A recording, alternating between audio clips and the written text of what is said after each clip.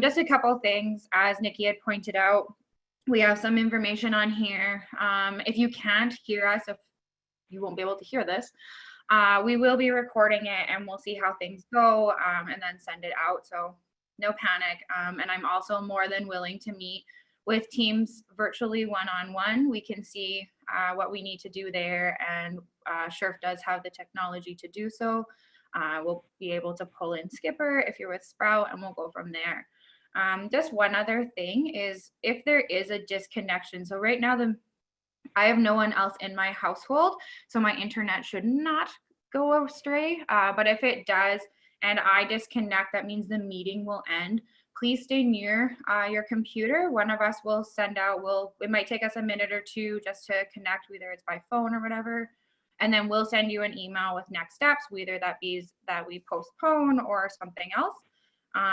So just on that end, if you're disconnected, I suggest just writing down that number that I've put here. That way, and the meeting ID. So if for some reason your computer isn't working, if internet goes, maybe because you've got your kids at home and they're playing video games, something like that, you can at least call in. We will continue because if people are coming in and out due to other things, we won't stop. But I just wanted to let you guys know about that and just trying to keep that internet connection up and going. So let's get started. Oh, one other thing too. So for this first half, because we had two competitions going on, we had the CID and the Sprout, what we decided to do is talk about grant management in general. So what I'd like to do, and then for the Sprout people, you will then have the SCPOR Lunch and Learn virtual. And what we'll do there is if you have very specific Sprout questions, because I know there's probably going to be a couple, let's save that until we have the Sprout component. But if you have general grant management questions, this will be the time to ask it. All right, so I'm going to get into it. Nope, now I'm going to get into it. There we go. So the agenda originally, so introductions, I think we're kind of going to skip over that. Nikki she's already introduced herself once. I'm online right now, obviously. Tanya, who is part of the funds team, she is online, just listening and watching and making sure everything's working. As is, I believe Karen was going to be on for a bit, so our director of funding programs. And then we have our partners, SCPOR is online, and they're going to go through their introductions and stuff at a later time. And then everybody else, so welcome. Sorry that we can't do an actual introduction. Then I'm going to go into grant management. So I'm going to talk to you about when it comes to compliance, what you need to know if you're new to SHRF, and even if you're returning to SHRF. Sometimes we change things depending on when you had funding last. So it's just going to be some good information. You're going to hear me talk about reporting nonstop. I apologize, but it's very important to us, and we'll tell you why. Then I'm going to hand it off to Nikki, and she's going to talk about sharing your stories and what that looks like from an engagement communications point of view. And then finally, we'll go into questions. And like I said, if we can kind of keep it more of those general grant management, and then if it's very specific to a grant, we can either look at talking about that one-on-one, or we'll just see. We'll play it by ear. So I'm just going to go over quickly about who SHRF is. I just need to hide that one slide that you guys can't see. So our purpose statement is SHRF's investment in research will contribute to the improved health of Saskatchewan citizens through a high-performing health system with a robust culture of health research and innovation. So we do that through three objectives.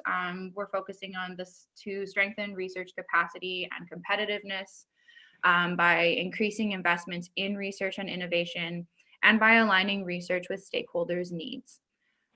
We also have implemented, so this is, you may have noticed if you've been around for a while that this is new. We're currently implementing a new strategy at SHRF, and along with that, our staff took an exercise to identify our values, and we want to now implement those values both internally and externally. So yeah, our values represent a vital part of our strategic foundation, and they exemplify our fundamental beliefs and guiding principles for how we work with each and all stakeholders. So this includes you. So we want to make sure that there's accountability, adaptability, collaboration, excellence, and integrity. So any interaction that you have with me should follow all of these values, but we'll also be making sure to uphold those values when we work with external partners and stakeholders. There is, just so you know, at this time, SHRF funds a broad range of research. This is our scope of health research. We go from the basic to applied, and we do that with clinical health systems and policy, biomedical, and population health. So as you may see, with both the CID that was just funded and with the Sprout, we have an array of grants that fulfill this scope of health research.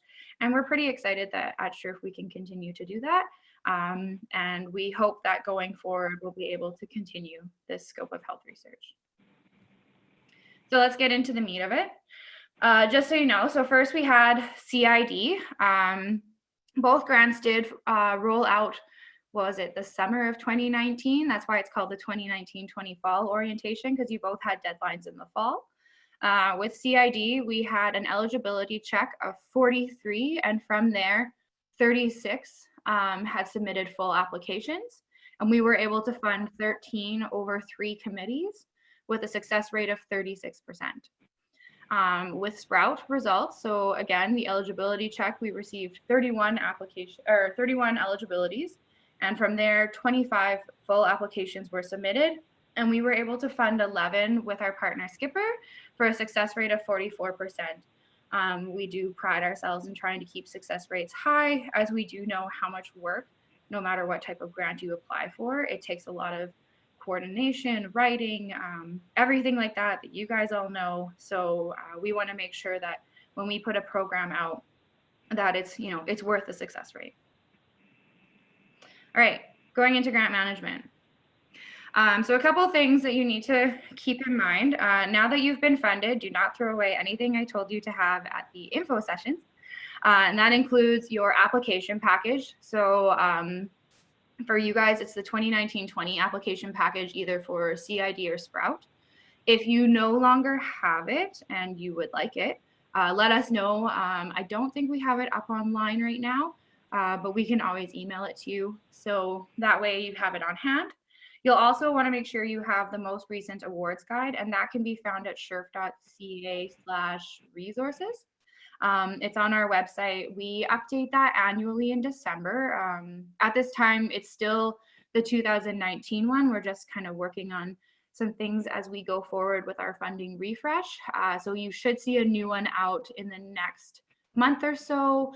From year to year, not too much changes. We try to stay and keeping our policies the same so that we're not causing any kind of confusion, but there will be some updates. Along with those application packages, there is the award letter that you received when you were notified about your funding. There's the notice of acceptance that you had to sign agreeing to the different policies and procedures that ourselves, and if you have partner funding, had in there. And then your authorization for funding. And that had your amounts, if you had partnered funding, how much you would get from each of the funders, that sort of thing. So those are 3 things that you should also keep around, because that lays out to you amounts, who to contact. So I'll have my email in there for grant management. It has Nikki's email. I believe we have also information about partners in there. And then it just, especially that notice of acceptance, gives you information about what you need to know to stay within compliance. Another thing that you won't want to forget is the SHRF RMS. Going forward, when it comes to grant management, you will need to sign in there. That's where your application is. That's where financial statements are, and where those progress reports that I'll be talking about throughout this presentation, that's where you'll find that. Another good thing to keep in mind is shrf.ca. That's where the funding resources are. So that's shrf.ca/resources.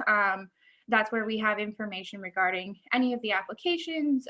If there's something about the modified CV, we try to put some resources up there too. So it's a good place to bookmark. And also our opportunities as we go forward. We hope that you continue to apply to SHRF for funding, depending on what that looks like. And I think we have some great ideas going forward. So just keep an eye out on our funding opportunities page. Also, we have partner information where applicable. So for CID, we were lucky to have the Lung Association Saskatchewan partner with us, and we funded 2 grants from there. So it's good to go onto their website. They might have information, and if you need to be connected with the partner at all, let us know. We'll make sure that you have a connection. And then there's the Saskatchewan Center for Patient-Oriented Research. So that's for that's actually for everybody, not just the Sprout guys. If you have questions when it comes to patient-oriented research, CID funded people, feel free to reach out to them. They are wonderful and they'll be able to help you out. So, and they have their website as well. We can always share all of this information with you. So just going into the grant details. So starting with CID, the amount was up to $50,000. So you'll want to see your AFF, that authorization for funding, for the exact amount. You'll notice that it's only 1 year because it's a 1-year grant. So your funding started March 1st, 2020, and it goes for 1 year, February 28th, 2021. But we do know that some people with our grant, you could put in an 18-month timeline.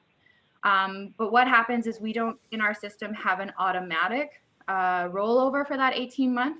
So when we ask you for that annual report in the first year, just identify that you need an extension, but what that means, and then just say like, I have an 18-month timeline, and then we'll automatically add those 6 months after that report is submitted.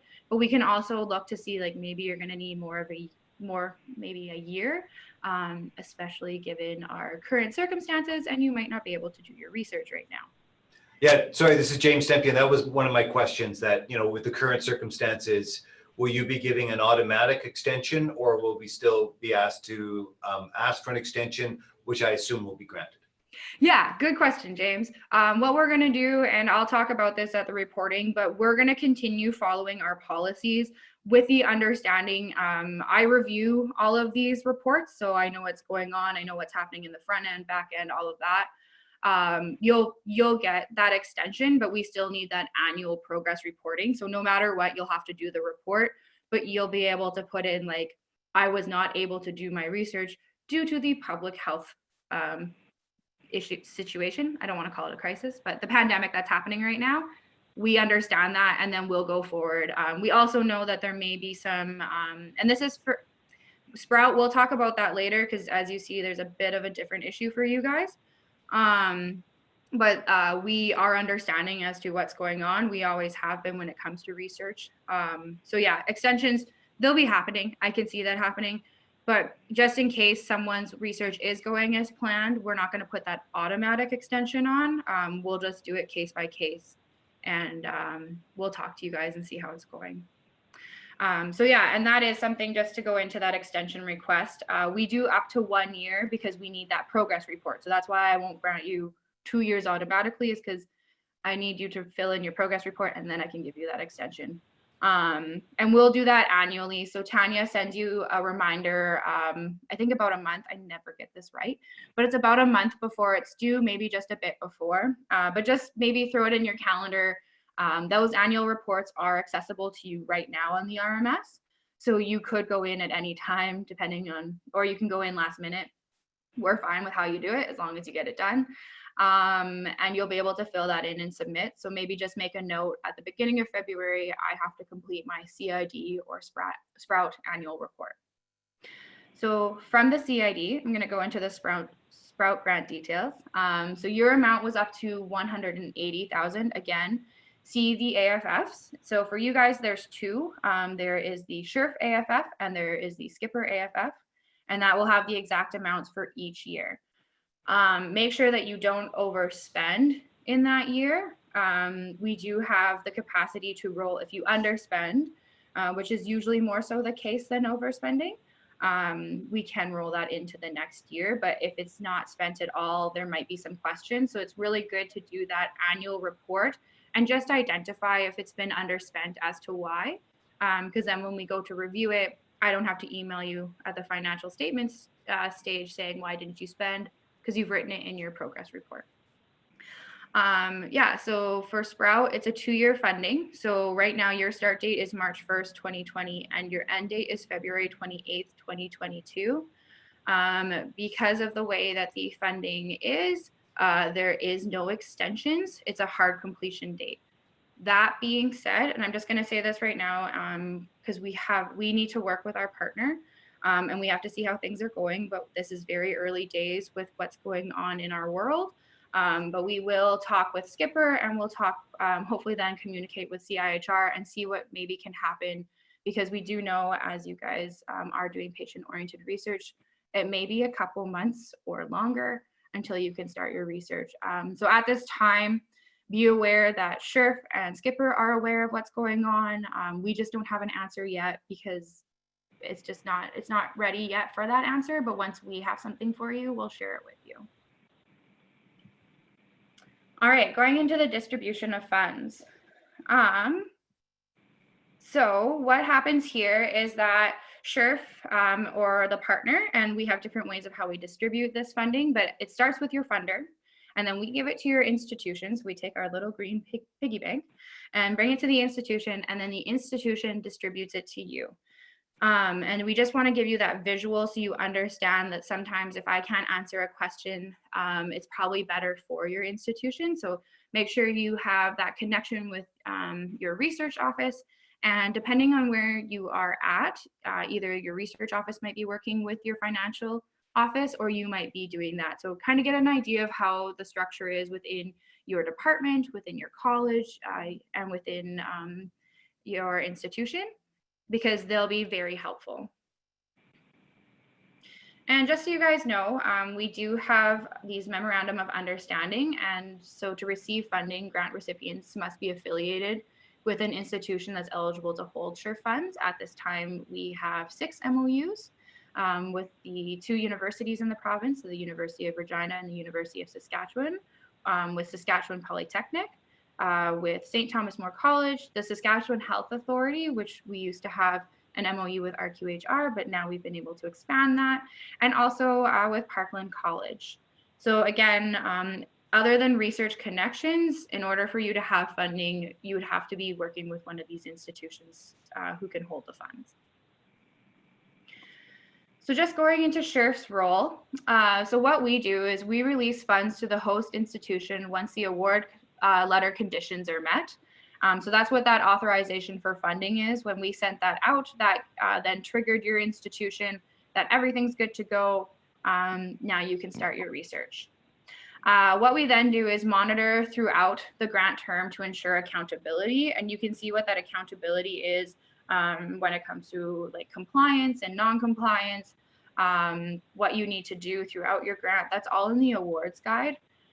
So make sure, like I said, keep that handy throughout your time doing research with SHRF, and hopefully that'll answer your question. And if it doesn't, then you get to contact me. What we do is we approve meaningful or significant budget changes. And what we mean by that, so we've put in the awards guide, it's 25%, but if it's something that then may kind of alter the way your work is going to be done, it's better just to contact us. And then we'll work through it, because we might have a couple questions. And then that way, if you do it proactively, we can approve it. And when it comes to me reviewing the financial statement, I compare that to the budget that you have from your application. And if something seems a little out of, I guess, out of whack, then what I'll do is contact you and ask you. So it's just better to, if something's changing, say you could not recruit a postdoc, but you do have a strong PhD candidate who can do the work that you need done. We just need to kind of have that idea. We're not here to kind of like monitor you at every step, but we do want to keep that communication open. Yeah, so that's what we do there. We approve meaningful and significant budget changes. We review extension requests, so that's where that annual progress report comes in. You'll send that in. I will do my best to get it done as soon as I can and review it for you so that we can move on. It might be a little late depending on some deadlines, but I'll see what I can do for you guys. And then what might also happen is I might follow up on non-compliance. So that would mean if we send you 1, then 2 reminders to do your progress report, and then we send a 3rd one and we pull in your dean, because that's our mean email, and I still don't hear from you, we would then take measures to maybe put the funding on hold, because we do need to hear that kind of information. We're pretty understanding when things are going a little crazy on your end, so just let us know if something's up and then we can work with you. But that's SHRF's role. So the institution's role is to manage the distribution of funds to the recipient. So that's where that early release of funds prior to ethics approval comes in. They'll monitor that based on that MOU. There may be a time, depending on which institution you're with, that there might be something a little bit different when it comes to that early release, just based on what our memorandum of understanding is with the institution. So we can work with individuals on that. The institution also monitors the expenditures, so they're kind of that first step before I see them to make sure things are going all right. They'll then provide the statements of account to SHRF on grant year basis. So you, as the PI, you don't need to send me the financial statement. That'll actually come through the financial office or the institution, depending on your structure. They'll set guidelines and rates for the procuring goods and services and for personnel. So if you're trying to figure out how much should I pay a second year undergraduate student versus a master's student, they will have that information for you. They're a really good resource when it comes to that kind of stuff. So really work with them there. And then they'll monitor compliance to ethics and safety.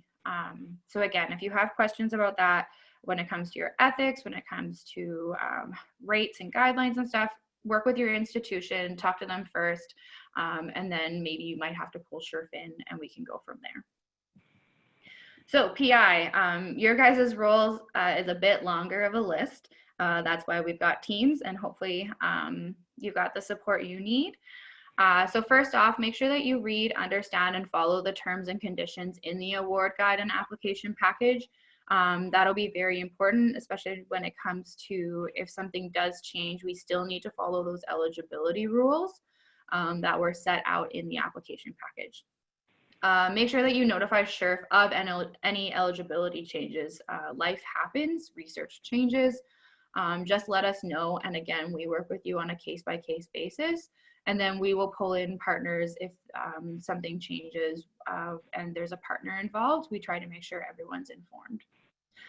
Track and report your expenditures. This helps just so like right now there's a lot going on. You may be doing some of your research work, and then when it comes time to doing your reviewing your financial statement this time next year, you may have completely forgotten about it because you were also, you know, we're all at a time where our minds are in 6 different spots. So we just kind of recommend that you track and report anything like that. Review and sign the financial statements. When those do come to you from the financial office, make sure to take the time just to make sure everything's in the right line. Does it look right? And then sign it and also date it. We do need that information as part of our process and procedures, and then send that back to the financial office in a timely manner so they can review it and send it to us. Make sure to seek approval from SHRF for any significant budget changes or extension requests. As I keep saying, just contact me if you have any questions regarding this process. If something changes in your research, I'll work with you and we'll go from there. Make sure that we can get the research done. Comply with your host institution's policies, so be aware of those. I may not know all of them because we are working with a couple of different institutions, but if you are having troubles, I'll see if I can help you by reaching out to your research office or anything like that, but it's best if you just start with them and go from there. Make sure to complete all your progress reports. I'm just going to say it like that. We'll go into it more in a bit. And then share your stories and successes with SHRF, and Nikki's going to talk more about that. So the funding do's and the funding don'ts. So kind of just going off of the roles, do's, make sure you follow the proposed activities in your application. When your application went into review, the reviewers looked at it and they saw that it was sound, everything's good. And that's how it should then go forward. If there is any major changes, like I said, throughout this, we do need to talk about it. So it's best if you can to just stick to your objectives and go from there. Please make every effort to obtain all ethics and safety as early as possible. Again, I know that right now there's a lot of uncertainty, how fast things will be moving, if at all. So we do understand. We will be checking in with the institutions by the end of May just to see how things are going, especially if you have a hard deadline right now for your funding. We just want to make sure you may not have the ethics. We do understand how the ethics procedure works. But we just want to make sure if there's anything that we can help you with and that it is happening. Please comply to your local, national, and international ethical and legal standards. That's pretty straightforward. Again, report back annually on your progress report.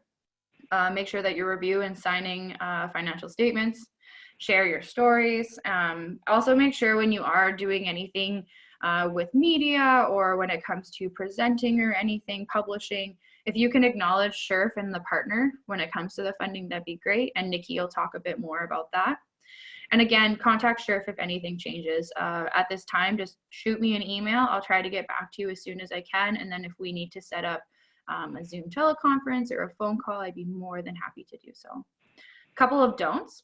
So don't go over or outside your budget allocations. So again, on that AFF, for CIDs, you don't go over your budget. That's pretty straightforward. And for Sprout, make sure you stay within your budget allocation. So don't overspend in your first year within either of those two budgets that you have. Don't take research and funding outside of the province. We are a Saskatchewan funding agency, and our goal is to keep the funding here. If something comes up, whether it comes to recruitment or just anything, research can be weird, things happen, please contact me and then we'll talk about that. But it is kind of our golden rule that we work to keep the funding in Saskatchewan. Please don't buy equipment that's not pre-approved. Follow your budget. That's kind of the straightforward thing. And then if something changes, contact me. And as the last point is, don't forget to contact SHRF related to any funding, any inquiries about your funding. So you can just, again, you'll just email me and we can go from there. Right, reporting. So what is reporting for? It's for the progress towards research objectives. So it gives me an idea on a yearly basis of how things are going, where you're having troubles, and what that's going to look like for the next year. What it does is it gives me an idea, are you spending the dollars? And if not, then I have to ask why. We have to make sure that that funding is spent. It gives us an idea of your progress towards subsequent funding. So what we at SHRF hope that with the funding that you do have from us and our partners is that you'll be able to go forward, hopefully successfully, to acquire more funding, whether that's with other partners, in kind, anything like that, national funding, but we want to hear about it. And then knowledge sharing activities. We like to know what's going on. How are you getting your research out to the knowledge users? And sometimes we want to get involved too. We get pretty excited to see how you guys are doing. It's one thing to just fund the research, but we get pretty excited to see what comes of it. And then sharing your successes and your lessons learned. We know research, when it goes well, that's awesome, but sometimes things don't work out, and we also want to share that and know that, so then we can give that information back, because research is still good research no matter what. So yeah, that's what reporting's for. So it matters, the accountability. So your reporting gives us the information we need to share with our funders, partners, and the provincial auditor. And I think this is really important so that they know that the funding is doing good. And this is how they're doing it. So that's why we're asking the questions we are asking. So it might feel a little tedious at times, but I promise you it's for good reason. It involves for continued funding. So then I know that you're doing what you're supposed to be doing, so you can keep doing it. And then it involves the terms and conditions of the grant, as I've already talked about. It matters if you're requesting an extension.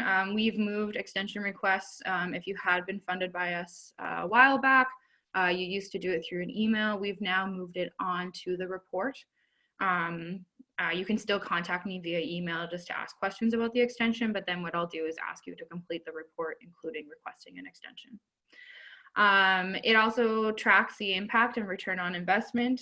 We like to share that and show. I think when we did a report a couple of years ago with the CID, we were able to find out, and I might have the number a little bit off, but for every dollar we put in, $2 was coming back, just over $2 was coming back into the province. So we were pretty excited about that, and we want to keep doing that with all of our funding. And then just finally, SHRF does reserve the right to delay release of funds for subsequent grants if previous reporting requirements are outstanding.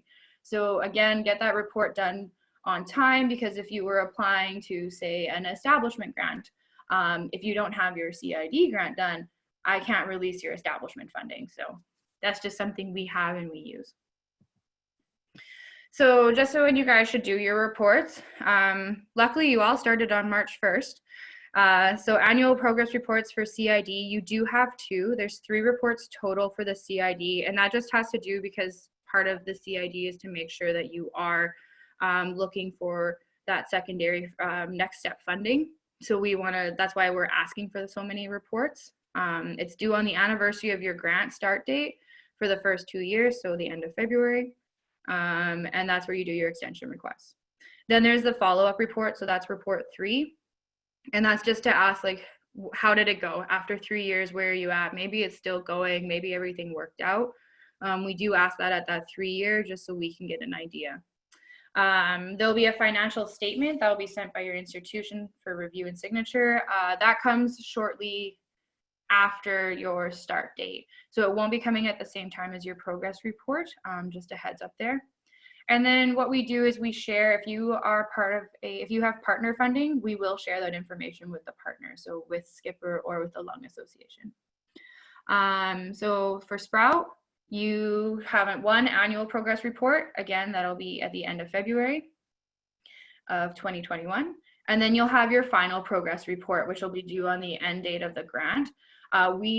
Again, and like I said at the beginning of this, we don't know what that's going to look like going forward, and it's on our radar, but I'm just going to talk about how this would have been if things weren't so crazy in our world.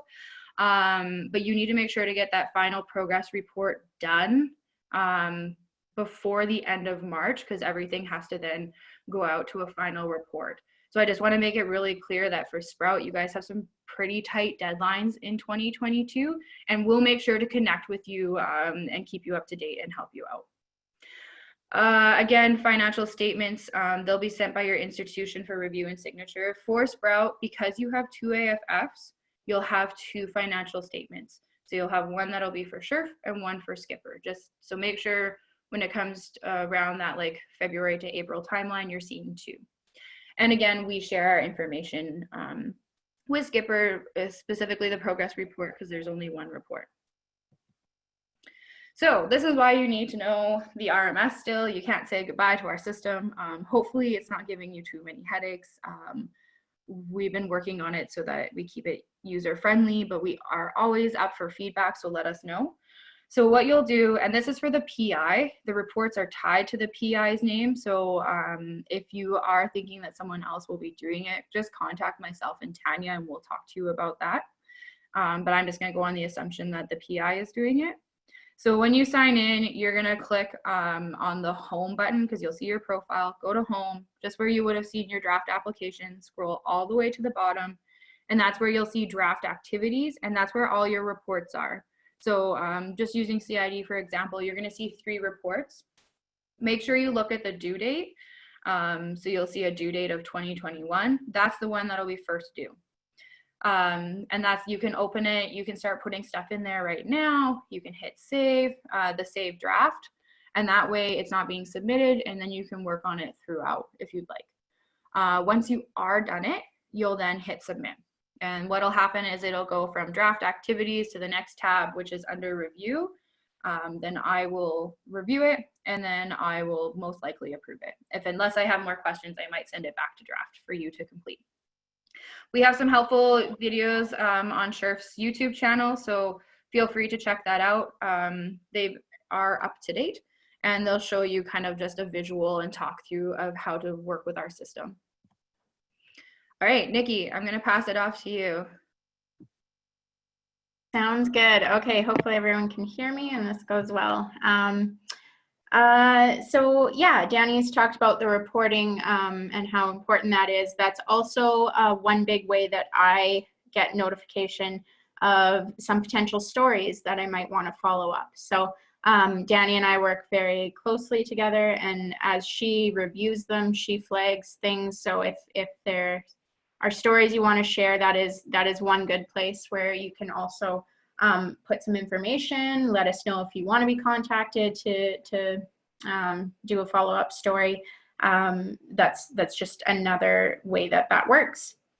So I just want to go over, I think I have 2 slides here to talk about things that you can do to help promote and share the story of your work, and things that SHRF will do.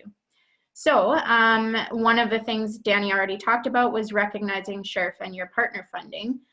We're very grateful to have some representatives from the Lung Association here with us today, so thanks for joining us. They're very proud and excited about the grants that we've awarded, and we both want to be a part of sharing the story of your work and how that's impacting the different areas of research in Saskatchewan. SCPOR as well, I work very closely with them to make sure that we can share the impact of our funded projects together. You can see a lot of those stories already online, both on their website and on ours, and we work together closely to get those stories out there.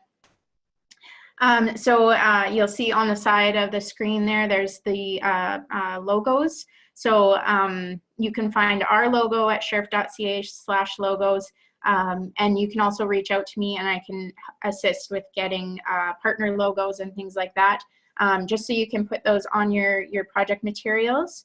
And if you have any questions of where it should go, how it should go, or if you're having any difficulties, I've been more than happy to help with those placements and things like that. I know sometimes it can be kind of finicky. Connect with your funder on social media. So we are all on Twitter, SHRF is on Facebook, we have a YouTube channel, and I think LinkedIn. So there's lots of opportunity there. Find us, follow us. If you are on social media, if you want to even give us a shout so that we can find you on social media, we would be happy to connect with you there. And when we share your stories, we can give you a mention so you know that, that we've posted something online, and people can start following you and spread the news of your work. Share your stories with us. So unfortunately, we do have a bit of limited human resources at SHRF. I'm the only one that can actually produce, well, not can, but does have it in their job description to produce these stories. I always describe it as sitting on a mountain of content, because every single person that gets funded has a story to share from day one, because we are funding you because you have the potential of some great impacts for the health of Saskatchewan.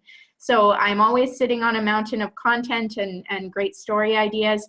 The limiting factor is I'm the only one that can go out there and generate those stories and talk to you and get those going. So that being said, another part of my role here at SHRF is to try to encourage you to share whatever exists.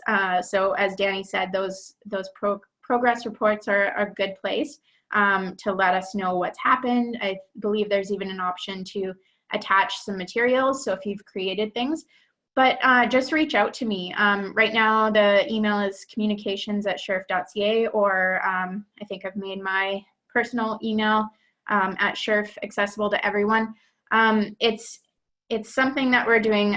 We share all our stories with partners, and sometimes our stories come from the partners. So for example, SCPOR has created lots of great videos in the past and some stories. They share that with us, and we're able to share that on our website and also with our audience. So it just helps magnify it. But we are not the only ones who can create those stories. So if you've already created pieces or you have a story to tell, please share it. I'm more than happy to post stories written by others on our blog and share them with our audiences that way through our newsletters and online. But also, if you have students or maybe participants on your team that are willing to write those stories of your work, happy to share that as well. Happy to work with someone to edit and make adjustments and strengthen the written piece. It really is just a time factor for me. I'd love to do stories on every single one of your research projects. It's just not feasible at this time. So it's also a great opportunity for some of your students to get some more experience writing in lay form, and I can help get that exposure. They can build up their CVs with published on SHRF's website, or we can reach out and try to get that story even further. I'm happy to do that work to look at some options there. Kind of along that line as well, a lot of you may be aware of the Conversation Canada. They require a pitch, and I know there's lots of resources at all of your institutions that can help you write that pitch and refine it and you know, get it in good shape. I'm willing to do that as well here at SHRF. It definitely benefits us to know that our funded researchers are getting their stories out there and you know, even beyond journal publications and things like that. So I am a resource. I am a limited resource at this time at SHRF, but I am definitely a resource to help with those sorts of things. And like I said, I do try to get out and tell your stories as much as I can. It's just unfortunate with the time constraints, and now maybe we'll be able to get to that a little bit more, that I hopefully have a bit of a to-do list that that gives me some time at home to write stories. So we'll see how this works out in my favor, hopefully. Danny, can you advance my slide, please? Okay, so some of the things we do. I may have already touched on this, but again, I'll just go over this slide. So yesterday, actually, we publicly announced the Sprout results. The CID ones, I believe, were announced a couple weeks ago. I do that through either a media release, a news piece that's posted on our website. I announce it through social media, but I also work with your institution's communications contacts to give them a heads up when it's coming. And that way, it's another way that I can produce content. And so I work with them, and sometimes the communications people at the different colleges or institutions let me know that they're going to be writing a story, and then they share it with me, and that is another great way to generate some content. So if you are working on a story with your college or things like that, and it's related to your SHRF and partner funding work, let me know, because I am happy to work with them as well to help get that story out to a broader audience. That's a really good resource for me right now that I'm developing, so that we can all come together to share your story, because it's beneficial to your colleges or your institutions, and even reaching out to some community members. If there's people on your team who maybe work for an organization in the community, happy to work with them as well, because it's the same story that impacts a lot of different pockets of audiences. So that's one way that we can work together to share that story. So again, mentioning that we can set up meetings to talk, and I can gather information that way. We can do photos if we are developing stories and stuff like that. We do like to have some visuals that go along with it. So if you can either provide those, that's great, or we can look into getting some taken, and videos are another option for us as well. So that's what I do, is I try to find the best way to tell your story. And those, again, go on the website, social media, targeted communications. I share stories with the media. And I'm working on hopefully getting them to pick up the story, although right now that would be a hard sell, because there's a bigger story to tell in the world right now. So, but those are the mediums that I try to get your stories through to. The other thing that SHRF does is host events to showcase research, celebrate research. One of our big ones is Sante, and that happens in December. Coming up right now, again, this is all tentative in this world, but December 3rd is when we tentatively have Sante for next year, and it will be in Saskatoon. What that looks like is an ever-changing thing with you know, budget changes and the refresh, all of these things that are going on, and our new strategic plan in SHRF is also impacting how we hold events and what we want to achieve that way. So it's in a bit of flux, but we have a date, and that is good. The other thing that I do is also look at other ways to support our researchers. So again, working with SCPOR, they host great workshops and things like that. So we work with them to help get the word out. We can just be another conduit for sharing that information about relevant events that are happening in the research community. And hopefully with my role moving to be a bit more of an engagement role, I'll be looking at different ways that we can connect with researchers and provide tools, maybe looking at some of our own workshops and things like that. But we work very closely with our partners that already are providing supports in the research community. And if you have any feedback too on more things that SHRF could be doing, again, resource dependent, but it's my role to get creative and see how we can help you. So that may be mean in a better time, we're hosting more events to bring people together, because we know that's a great thing, and maybe this is the time where that will happen virtually. But I definitely want to make sure we find new ways to connect. So providing that feedback to me is really great. Keeping me in the loop of things you're already doing that I can just help amplify. And yeah, I hope to eventually be able to reach out to everybody and build those stories so that we can share the impact of your work. Yeah, that's all for me right now. Any questions, email me. Again, Danny will be able to answer questions about the funding things, and I would be able to help share your story. So that's the biggest takeaway for me right now. Back to you, Danny.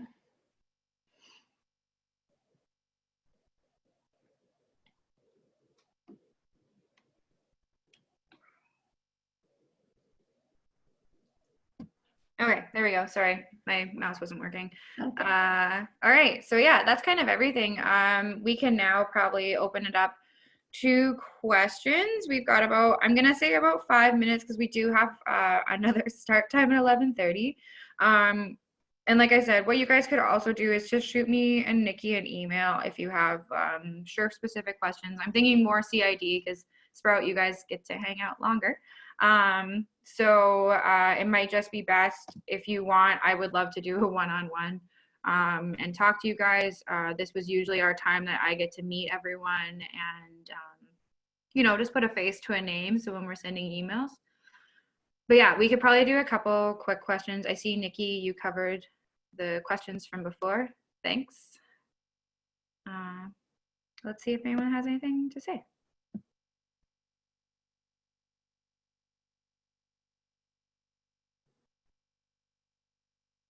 I wish you could see if someone was typing. So you can also probably use your mic too, but honestly, I think if everyone's good right now, it's a lot of information. And like I said earlier and throughout this presentation, we do understand that things are not going as normal. So if you do have questions about extensions and how your research is going to be affected, we'll be open to that. We just might not have an answer to you right now, but we will have an answer to you at some time. So I think with that, what we'll do is we're going to take a 10-minute break. Yeah, about 10 minutes. The next thing starts at 11:30. CID, you're released. I don't know. I'm glad you guys all came. I really appreciate it. Thanks for being here, and take care. Wash your hands. Say hi to someone, and I don't know, give a phone call instead of a text. So good luck, everyone. Yeah, so we will take a break. Feel free to leave if you are needing to leave at this point. Danny, you will take over. Oh, we have one message here.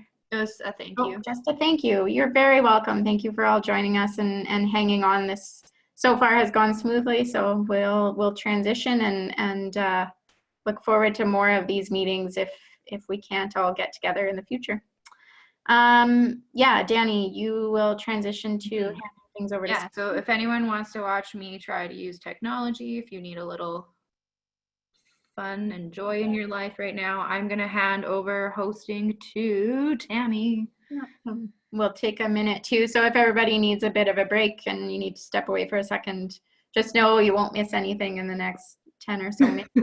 Fingers crossed. Yeah. All right. Oh no, Tammy, you moved. You became a Tanya. Okay, like I said, here we go. So am I making Tammy host or co-host, Nikki? I think when we did it, it was host, but that gives up all hosting ability for you, so you can co-host. But Tammy, I'm gonna give you full control. Yes. This is hard for me. Sounds good. Okay. And then, yeah, if there's any issues, you can contact Danny or I separately, or just say All hi. right. And Tammy has the power. perfect. Hello. Hey. So All yeah, right. we'll just give a couple minutes and let everybody, and I see our participation dropped to about 10 to 13 people, so probably our CID is leaving us. And yeah, if everyone doesn't mind hanging out, we will give some time. Tammy, if you want to let us know how much time you need, and then if people need to step away, a quick bathroom break or something, throw more Cheerios at the kids, I don't know. I think our plan is to start back up at 11:30, so everyone has time to refill coffee cups or bathroom breaks or what everyone needs. Perfect. Okay, it looks like Tammy, you're looking okay, so I'm gonna just turn everything off for a second and get coffee. That's great. Ditto. Okay. Back for 11:30.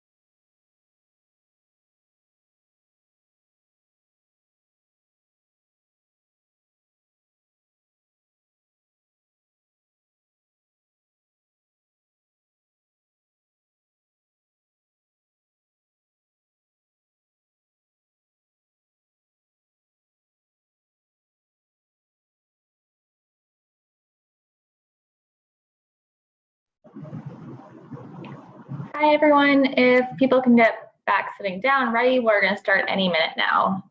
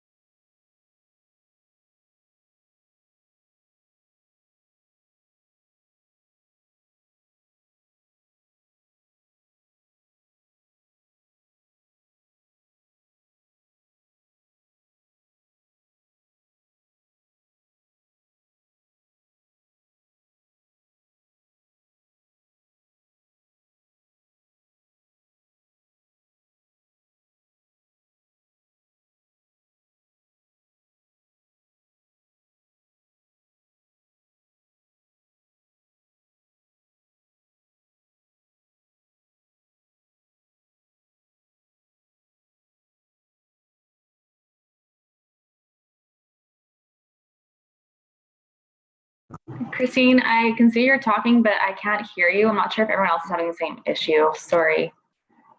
Yeah, I can't hear anything.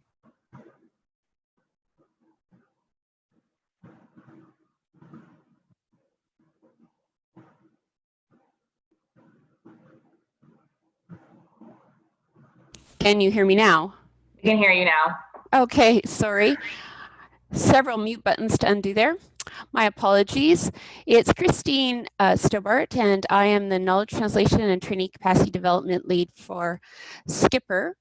We'd like to take you through our slides as part of our Sprout orientation.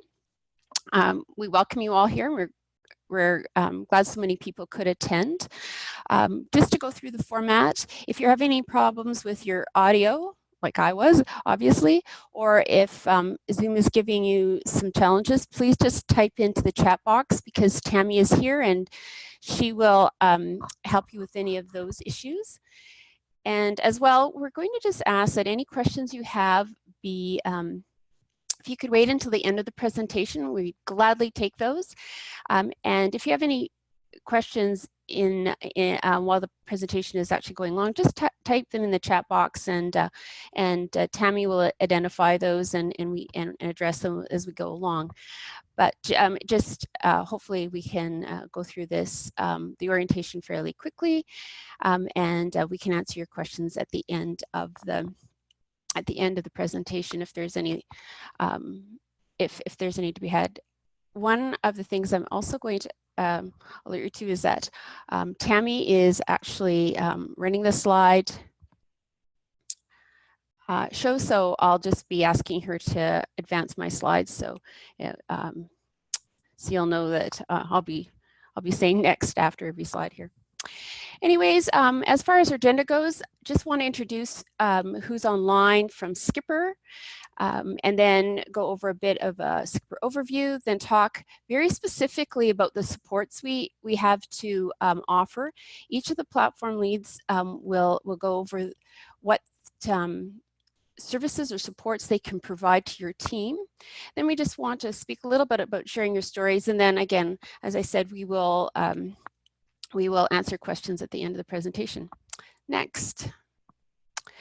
As far as SCPOR staff, we have Cheyenne and Allie, and they are from the Indigenous platform. They're with us this morning. We also have Tammy, who's from she's a training capacity development specialist, and she is with us. Chris from Methods, Merich, who is from HQC and will be sharing information on data support. We have Sarah from Patient Engagement, and Lorraine will be joining us. I think she's running a bit late, but she is our financial manager, and she will also be with us to answer any of your questions on the financial part of the Sprout Awards. Next. So our mission at SCPOR is to build capacity and collaborations to conduct responsive, equitable, innovative, patient-oriented research that continually improves the care and health of Saskatchewan people. I guess the imperative there is that we're patient-oriented. We're very much into ensuring that the patient voice is heard. And once again, that's a very broad definition. When we talk about patients, we're certainly talking about all stakeholders, especially those that represent the community. And we want to ensure that patient isn't just those that are hospitalized, but those that actually have lived experience with a certain healthcare issue. We're part of the CIHR's strategy for patient-oriented research, SPOR, and that is actually divided into two different components. One is the SPOR networks, and one is the support units. And SCPOR, we are the support units, and so what we're here to do is to ensure that you have the support to actually conduct your patient-oriented research. Next. We wouldn't be able to do any of this without our partners, and so our partners are vital to these Sprout grants, that being eHealth, SHRF, the University of Regina, the Health Authority, SaskPoly, the Ministry of Health, the Health Quality Council, and University of Saskatchewan, along with CHR and their very specific, again, initiative on patient-oriented research. Next. I know that that Danny did go over this, but we want to reiterate that funding for the Sprout grants is from March the 1st, 2020 to February the 28th, 2022.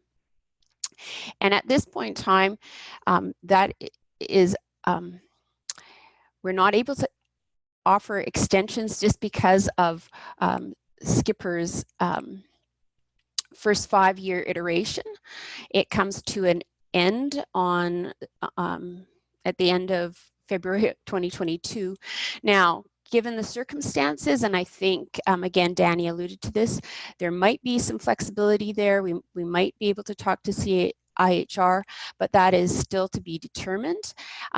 And I don't know if Lorraine, if you're on the line, but if you want to interject, please do. If not, again, when Lorraine does become available, we can ask her more specific questions. But again, I think this is all new territory for us, and I think that it will be a matter of waiting to see what CHR comes out with when it comes to some of these dates and deadlines.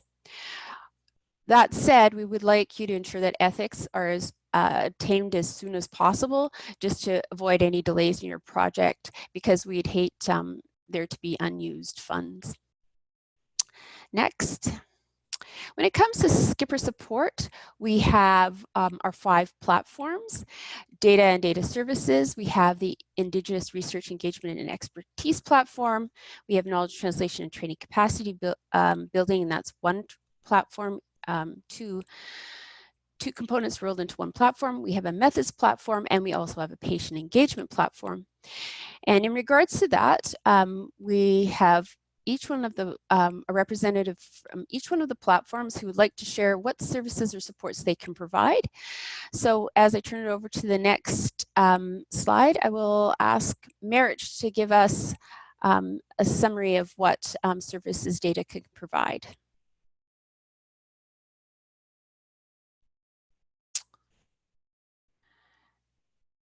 Merit, are you with us?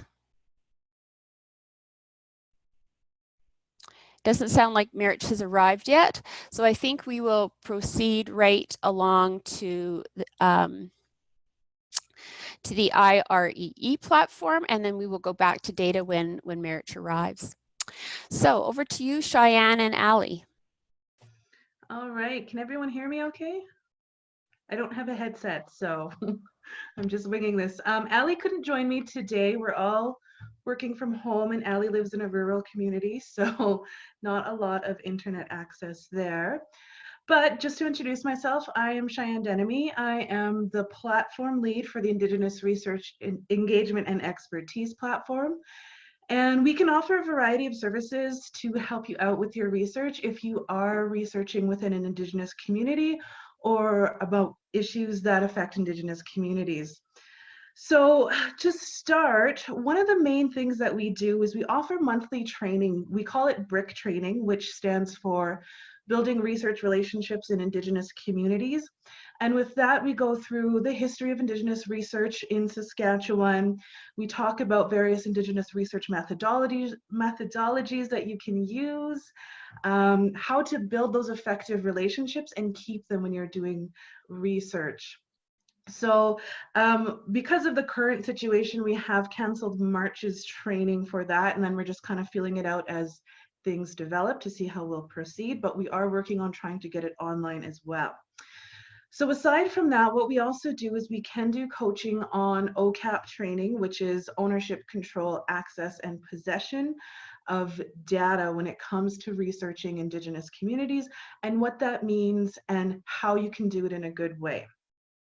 We can also help you if you're creating research agreements or community research agreements on what should be included, how to approach people for it, what does that mean when you are researching within an Indigenous community, and how do you do it successfully, and what does that mean to do it successfully as well. We also provide ongoing guidance and support with Indigenous communities. We look at patient and patient partner relationships because we do have a list of Indigenous patient partners as well. And basically how to engage with the community. If you're trying to reach a certain area, we can tell you and help you make those connections, introduce you to key people who you may want to work with. We also provide support and advice when it comes to cultural protocols. So for instance, if you need to offer tobacco to an elder, how do you do that? How do you connect with certain elders? How do you engage with them? So we're there to sort of support you in any way when it comes to Indigenous research. And then we can also work on linking you with other Indigenous researchers as well if you do need maybe some collaboration or partner or some mentorship, or if you're looking for employment opportunities. We work very closely with the Indigenous Mentorship Network as well. So basically we're here for anything that you need when it comes to Indigenous research. And if we don't know the answers on how to do something, we're going to find those answers for you. We have several people with our platform. We have 2 research specialists, myself, the platform lead. We have a community engagement facilitator as well, and we do work with 2 dedicated knowledge keepers on our team as well. So if you do need support in any capacity in this way, just reach out to us and we'll do our best to help you as we can. Thanks, that's it for me. Thanks a million, Cheyenne. That was a really good overview. When we're going to turn it over now to Tammy to talk about knowledge translation and training and capacity building. Hi, everyone. Christine, thank you for introducing me. As Christine already said, my name is Tammy Waldron. I'm the Training and Capacity Development Specialist at SCPOR.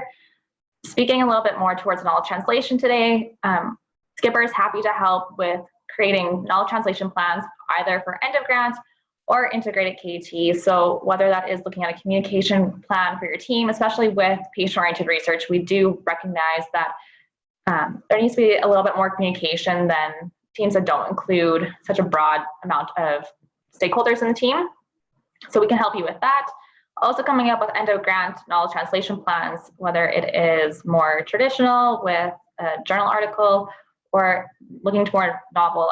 We have been getting our hands into video knowledge translation methods. So we've been hosting different workshops that are going through how to create a video whether your budget's able to create a large production one or minimal, we do teach how to do it with your iPhone. So pretty open there to different ways and different budget levels.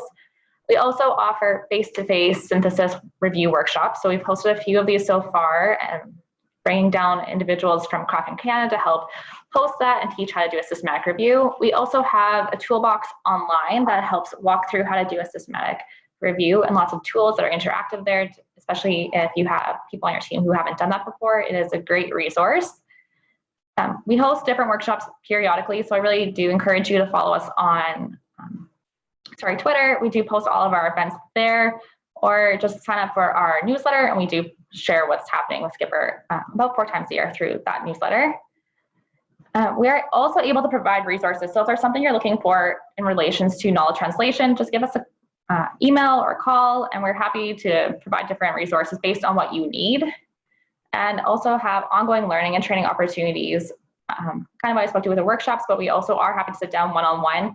There are 3 of us on our team. So there's Christine, who is leading Skipper's portion today, who is the platform lead, Kate Dunn, who is a knowledge translation specialist, who unfortunately is not able to join us today, and then myself. And any of us 3 are happy to talk about anything to do with knowledge translation, training, or capacity. And I will now pass it off, I think, to Chris.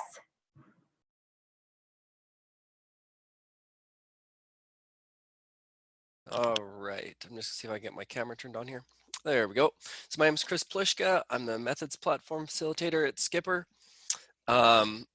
So Methods has the opportunity to connect you with a couple different opportunities, connecting with other researchers through our affiliated researcher alliance, connecting teams with our partner organizations that assist with the research, which are affiliated labs, taking teams with other supports such as trainees or Skipper services, and consultations with the Methods platform in general. We'll get into a little bit more detail about each of those. If you want to go to the next slide, Tammy. So we're better described as a research connections platform than a methods platform. We originally conceptualized to provide methodological support, but because patient research covers such a broad range of topics and research methodologies, we're more focused on finding the experts with each of those methodologies and connecting researchers to those individuals with the expertise. Yeah, if you want to go to the next slide, Tammy.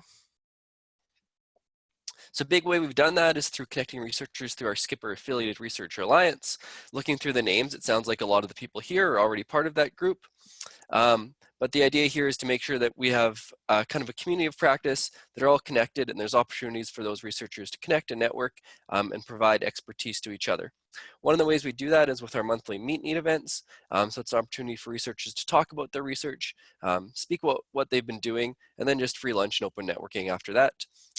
We also put on some workshops, either utilizing the researchers in our ARA network or else bringing in external speakers. I'll speak to that in a moment though. If you want to go to the next slide.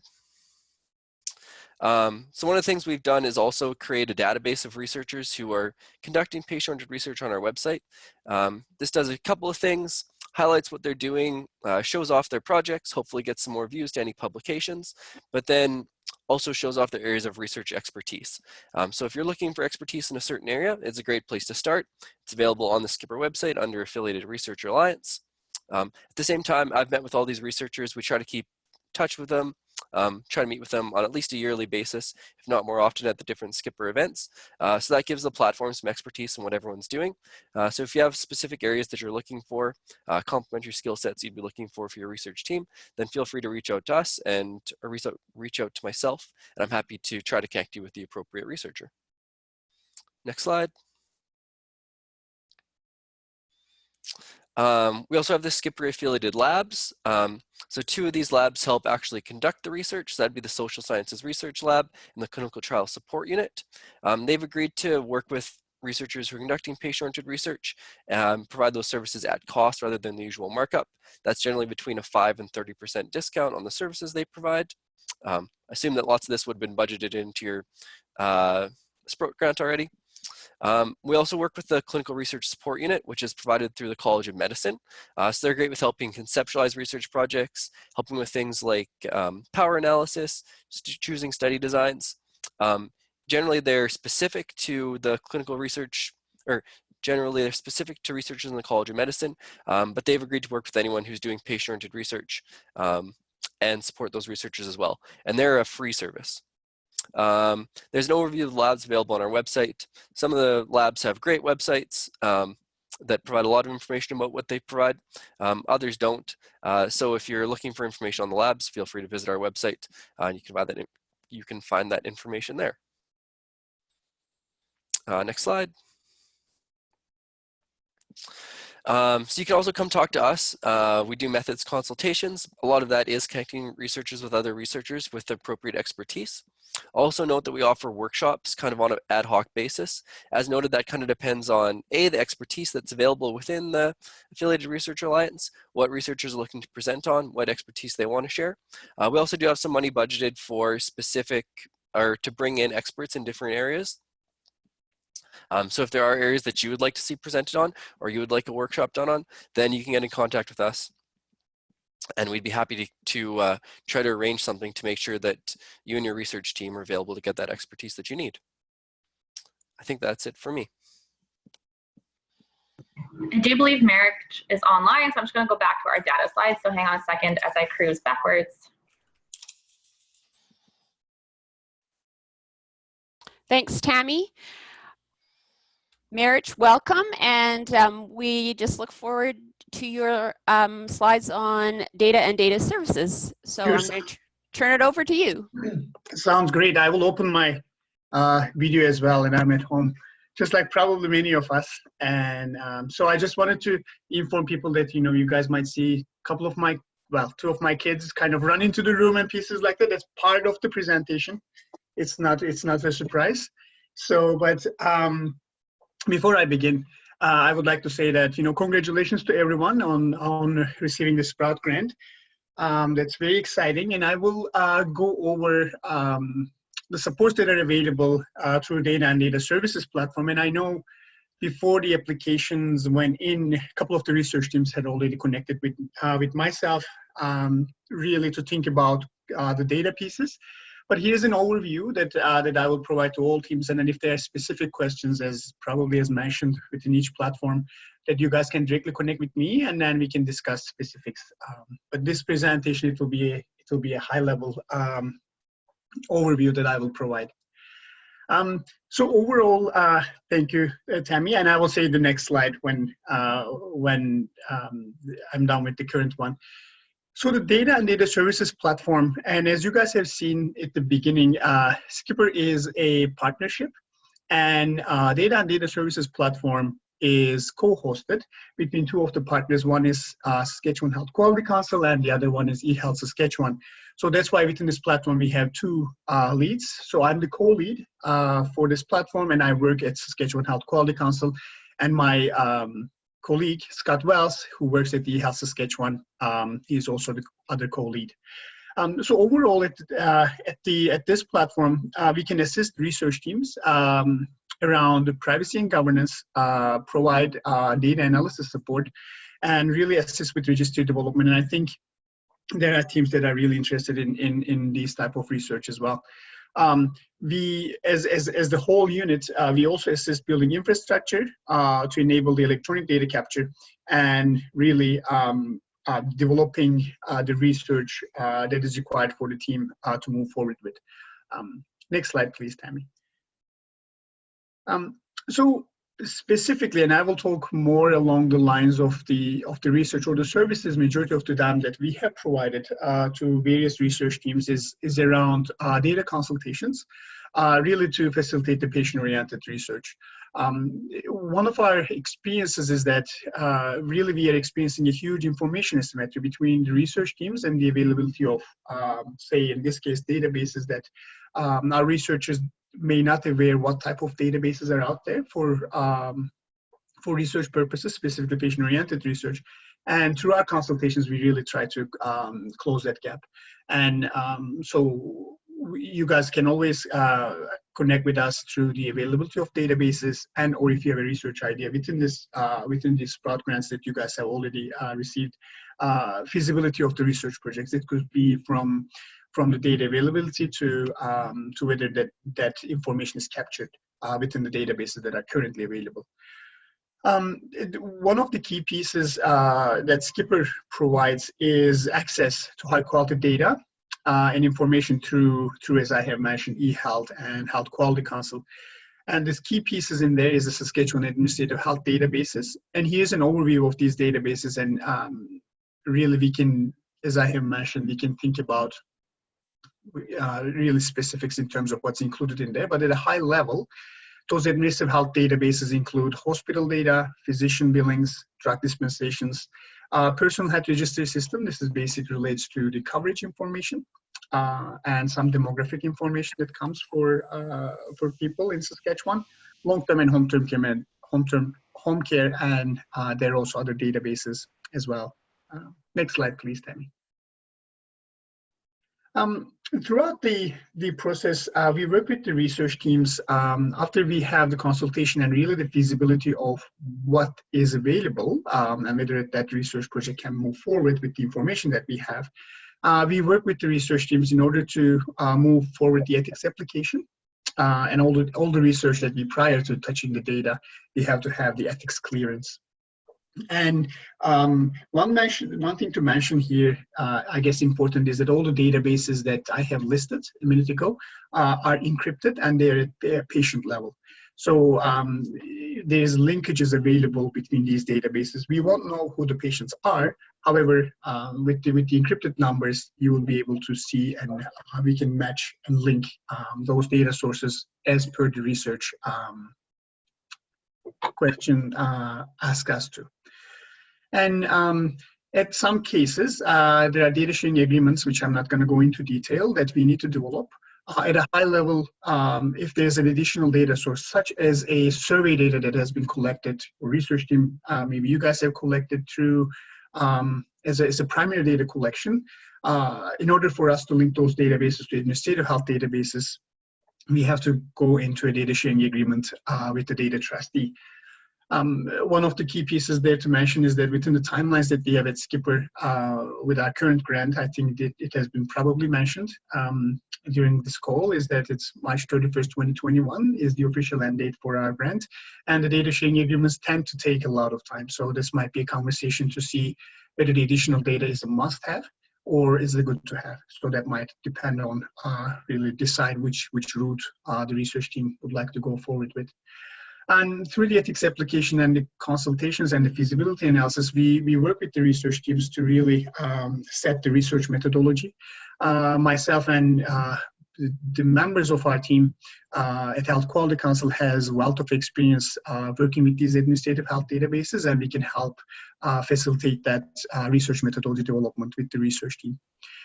And last but not least, one of the key pieces that we also provide, and you guys are eligible to, is the data analysis piece. And there are, at a high level, two options. Is that there's, if the research team has research analyst, and or this could be a student or someone to do the data analysis, we can work with you guys to facilitate data access for that person, which can occur at the Health Quality Council's secure data lab, so that that person can come in.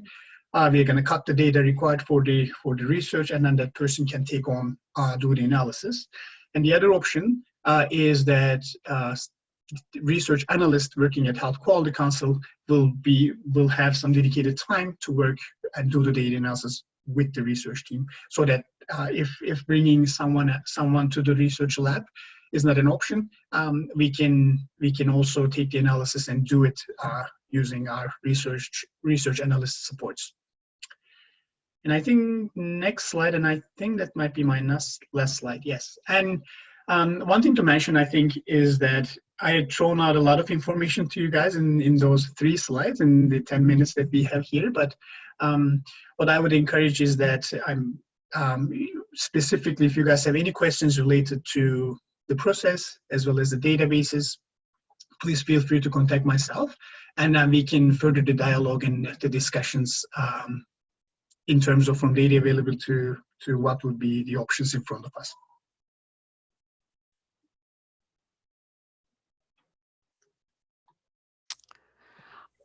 Thanks so much, Marich. That's was a great overview. And again, if you would like to have any more information on that or any of the other platforms supports, please get in contact with them. There will be a slide up at the end that gives everyone's information, but also it certainly can be found on our website. We'll move right on to patient engagement, and we have Sarah here to present on the supports that patient engagement can provide. Over to you, Sarah. Okay, can you hear me? Awesome. So my name is Sarah Fang. I'm a patient engagement specialist at SCPOR, and I'm really happy to be here to share with you all today. So SCPOR's patient engagement platform is based out of the Health Quality Council. Myself and our platform lead, Michelle Flowers, work out of Saskatoon, and we have another patient engagement specialist named Caroline Beck who works out of Regina. We are a very friendly bunch, so please feel free to reach out for any and all supports relating to patient engagement. For coaching and facilitation, we can help with the development of patient engagement plans as well as patient engagement budgets, just to help ensure that you've planned for everything that you can think of and to make sure that your project is as engaging as possible. Our platform can help connect you to potential patient partners, or we can help develop recruitment strategies with you as well. And we are happy to be in the room with you during patient partner interviews or during meetings if you need that extra support, or we can share best practices for meeting facilitation and for working effectively in patient-oriented research teams. We also facilitate a couple of training sessions. So we usually host strategy for patient-oriented research modules, or SCPOR modules for short, every month in Saskatoon, every 6 weeks in Regina, and on request in other communities. They are on hold right now with the whole pandemic, but we are looking at rescheduling once it's safe to do so. The goal of the modules is to help patients, researchers, and other stakeholders understand what patient-oriented research is, as well as how to plan and conduct meaningful patient-oriented research. Topics we go over include language and terminology, working in multidisciplinary teams, the patient engagement movement, potential roles that patient partners can take on in every step of the research process, what genuine engagement looks like versus tokenism, how the patient-oriented research process works, and a brief overview of what health research is for those who may not have been involved before. The second training session we put on is patient partner orientation, which is for patients who are interested in becoming involved in research or who are new to a research team, who want an overview of what the patient partner role usually involves and what opportunities are out there. For honoraria processing, if you choose to, you can process patient honoraria as well as patient expense reimbursement through us. Our process lives at the Health Quality Council, and typically it can take a bit of a shorter amount of time to reimburse patients through us compared to some other processes. So you can find more information about that on the SCPOR website, or you can feel free to shoot one of us an email. We also did a patient partner evaluation, just looking at patient partner experiences on Saskatchewan patient-oriented research teams.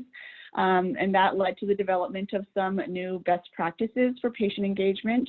I won't go into detail now, but we are happy to share them with all of you. And lastly, I wanted to bring your attention to the patient and researcher connection site. You can see the logo on the slide, but basically the patient and researcher connection site was launched last year with the intention of advancing patient-oriented research and improving healthcare in the province by linking patients, informal caregivers such as family and friends, and communities with patient-oriented research projects. So on the website, researchers can recruit patient partners by filling out a form and posting a patient-oriented research opportunity. And then from there on, patients can express interest to the opportunities that they're interested in. So the connection site can be found at the URL on the slide or at www.patientandresearcherconnection.ca. I think that's it for me, but if you want to learn more, you can always find information on how to contact us, as well as SCPOR modules and our patient recruitment and honoraria processes on the SCPOR website. And right on cue, here is the information for our contacts. Again, these can be found on the website, but I know this slide deck is going to be shared with anyone who's attended and who would like to have it. So again, here's the people that you can contact in regards to the specific services and supports that we just highlighted.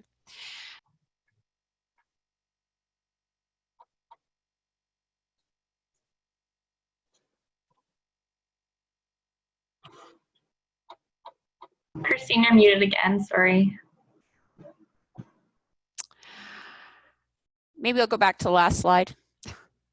Again, as I mentioned, our contact information is on our website, but it's also in this slide deck. And I know that anyone who would like the slide deck, I think it's going to be sent out to those people who are participating today. But again, these are the people you can get in contact with regarding the services and supports you just heard about. Next slide. As Nikki had mentioned in the previous SHRF presentation, we are very excited to hear about your work, and we'd love to share your stories. And on that note, we would love you to announce your successful funding. So that's one thing you can do. We also are very deliberate about ensuring that you have ongoing support. And one of those, one of the ways we do that is to have rooted committees. These committees will meet with you on a regular basis. The first one will be approximately 6 months into your grant. We'll get together with you, and we'd love to hear your stories then of both successes and challenges, and we'd love then to come alongside and help you if there's any ways we can assist. And we also would love to promote any stories at that point in time, whether it is success with engaging patients or whether it is some early IKT. But we will come alongside you to ensure that your research is successful. And we'd also like to continue to encourage you along the way when it comes to sharing those stories. Again, media releases, any website or social media, we welcome hearing about those things. We'd also like to support you in those ways. I know that one of the things that, again, Tammy had mentioned is that we've just had several workshops on media production, and we're getting more adept at that ourselves. So please let us know if we can help you in that realm at all. Again, if you have blog posts, photos, or any other videos that we can share on our website, we'd love to do that as well. We'd love to highlight your teams. We're also very keen about if you're sharing, again, as Nikki mentioned, if you'd share our logo as well.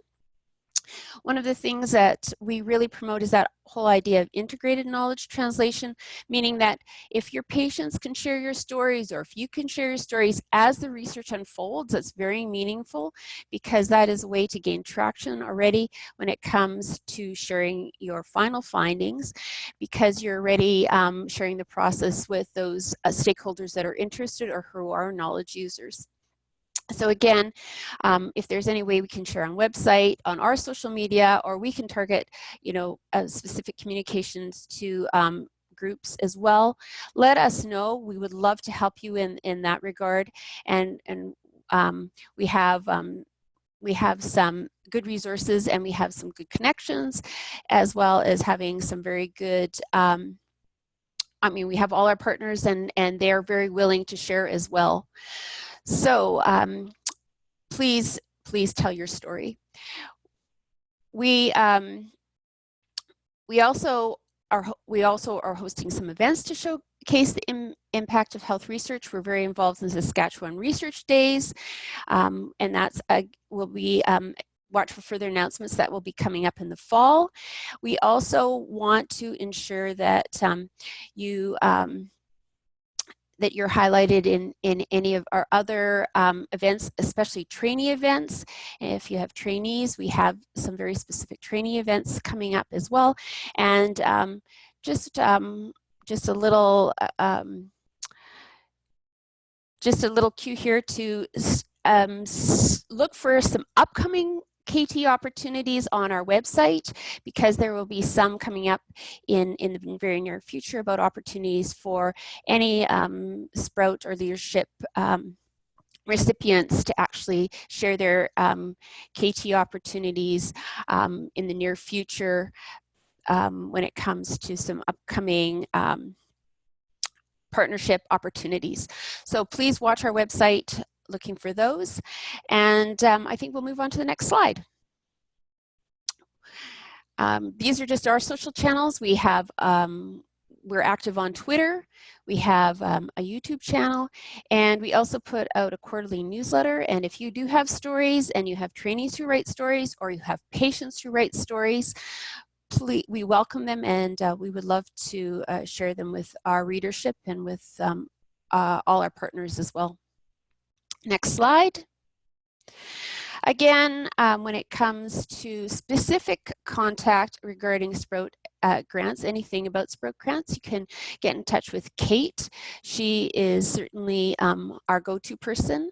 She was unable to attend today, but she, you can find her at on the website, and she would welcome your phone calls or your emails. And you can also get in touch with me as well.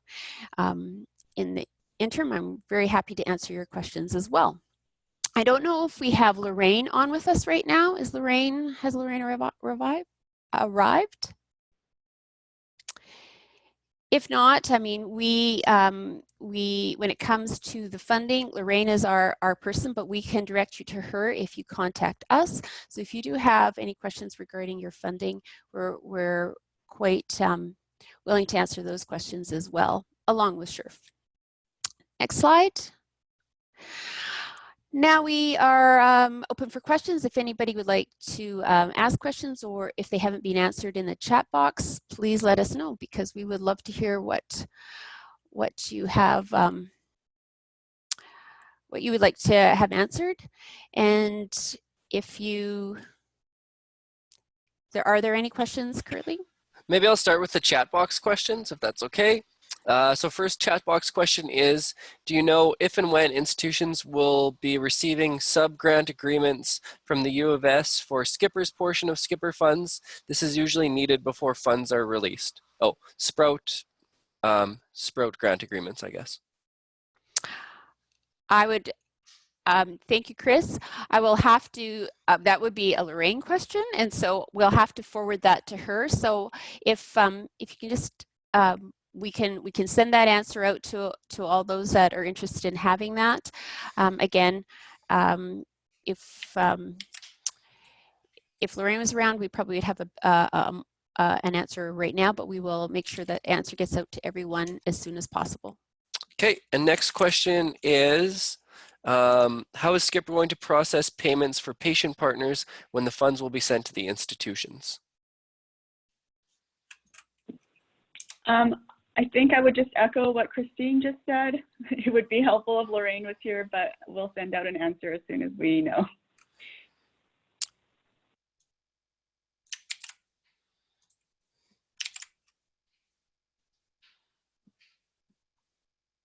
Chris, any more questions coming your way?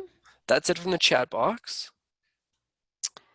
Okay, well, we'll make sure that those questions are answered and sent to participants. I know that the funding piece is a very significant part of the grant, so we'll make sure we get those answers out to you. If there isn't any further questions, again, thank you so much for attending. We're thrilled to award these Sprout grants. We look forward to everyone's research coming to fruition, and we hope everyone has a great day, and thank you very much.